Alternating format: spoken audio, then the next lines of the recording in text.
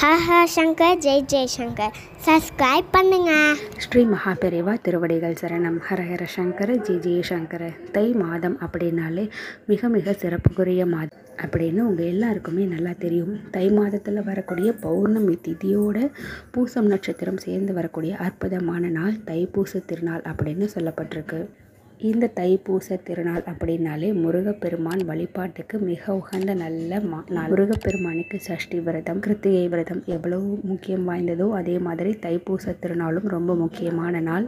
முருகப்பெருமான் அப்படின்னாலே நம்மளுடைய என்ன வேண்டுதலோ அதை உடனுக்குடனே நிறைவேற்றி வைக்கக்கூடியவர். கடன், நோய், எதிரி இந்த மாதிரி எல்லா விதமான பிரச்சனைகளையும் உடனுக்குடனே தீர்த்து வைக்கக்கூடியவர் அப்படின்னு உங்கள் எல்லாருக்குமே நல்லா தெரியும்.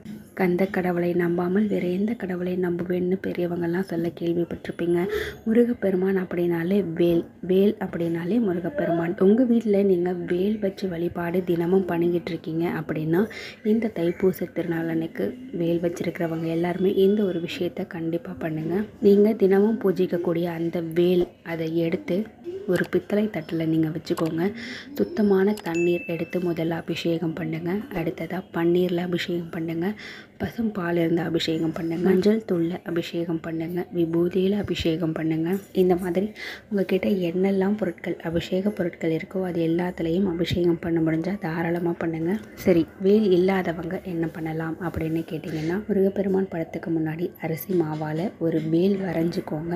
அதுக்கு மஞ்சள், குங்குமம் எல்லாம் சாற்றுங்க, பூ சாற்றுங்க. வேல் வழிபாடு பண்ணும் பொழுது நம்மளுடைய எப்பேற்பட்ட கஷ்டமான சூழ்நிலையாக இருந்தாலும் அது எல்லாமே தவிடு பொடியாகும். நம்ம வேல் வழிபாடு பண்ணுறோம் அப்படின்னா அது 100% முருகப்பெருமான் வழிபாட்டுக்கு சமம். இந்த தைப்பூச திருநாள் அன்னைக்கு வேல் வழிபாடு பண்ண மறக்காதீங்க.